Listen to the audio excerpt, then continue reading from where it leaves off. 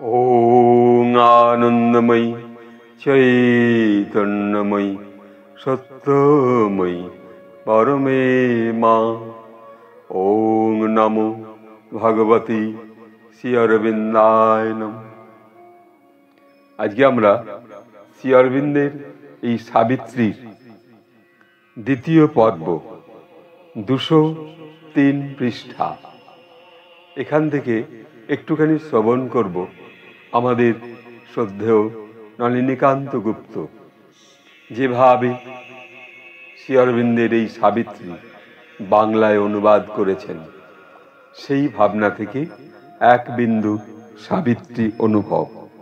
এখানে বলছেন শ্রী অরবিন্দ যে বিড়ম্বিত এই জগতে এসেছে সে, বিড়ম্বিত এই জগতে এসেছে সে, সচেতন তবু সে।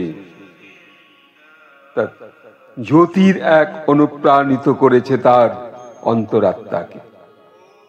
তাহলে এই জগতে যে তিনি এসেছেন, তিনি এসেছেন সেই পুরাকালে, অথচ এই আমরা এই জগতে যেভাবে আসবার সুযোগ পেয়েছি এই মহাবিশ্বে, এই ডিভাইনের কাছে, তখন তিনি এই বলছেন যে আমাদের মধ্যে যে আশা, যে চলে আসা, এটা মধ্যে যেমন আসার দিন তেমনি আমাদের যাওয়ার দিন।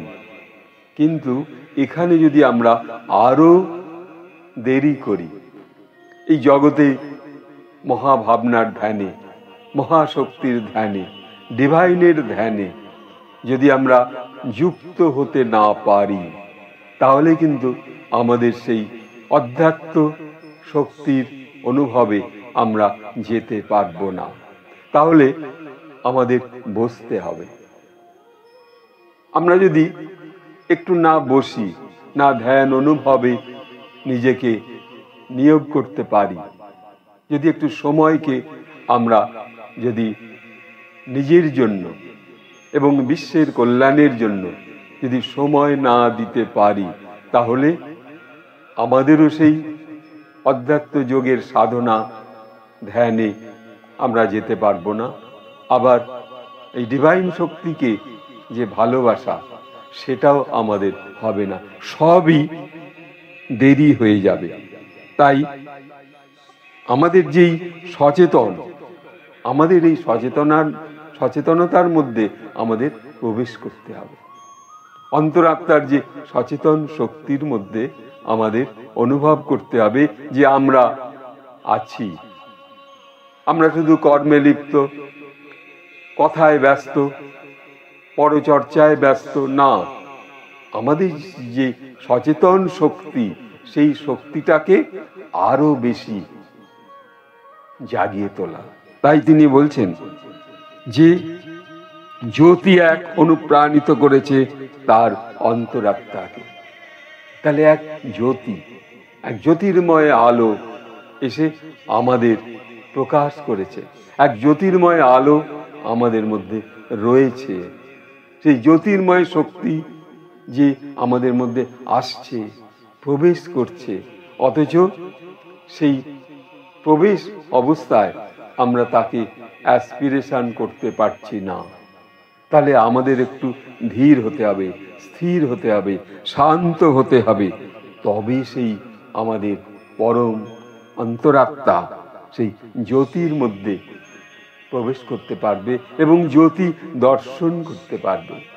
শ্রী অরবিন্দ যে জ্যোতি শক্তি নাবিয়ে এনেছিলেন মহাবিশ্বে, সেই যে আলোর জ্যোতি, সেই আলোর জ্যোতির মধ্যে তিনি নাবিয়ে এনেছিলেন সেই আলোর সন্ধান, সেই জ্যোতি শক্তির সন্ধান। তবে আমরা সেই পথে অনুপ্রাণিত হয়ে যেতে পারবো। কিন্তু তার জন্য একটু সময়, 24 ঘন্টার মধ্যে একটু সময় বার করে নিয়ে তার ধ্যানে বসা এবং নিজের যে অধ্যাত্ম বোধের পথে এগিয়ে যাওয়া, তবেই তো আমরা সেই শক্তির মধ্যে প্রকৃতভাবে যেতে পারবো। তা এই শক্তিকে আমরা যদি একটু নিজের মধ্যে নাবিয়ে আনতে পারি, সেজন্য আমাদের এই মহাসাবিত্রী, শ্রী অরবিন্দের যে সাবিত্রী, যে একটা টুকরো কথা এখানে, তাই তিনি বলছেন যে বিড়ম্বিত এই জগতে এসেছে সে, সচেতন তবু সেই জ্যোতি এক অনুপ্রাণিত করেছে তার অন্তরাত্মাকে। আজকে এইটুকু সাবিত্রীর 2 লাইন 1 লাইন ভাবনা নিয়ে এখানে রাখছি। যাদের মধ্যে সেই জ্যোতি শক্তি প্রকাশ করাতে চেষ্টা করবেন, তাহলে পরে সেই জ্যোতির শক্তি এসে উপস্থিত হবে। আজ এখানে রাখছি। ওম তৎসবিতু বরং রূপং জ্যোতি পারস্য ধীমহি জাহ্নু সত্যেন দীপয়। নমস্কার।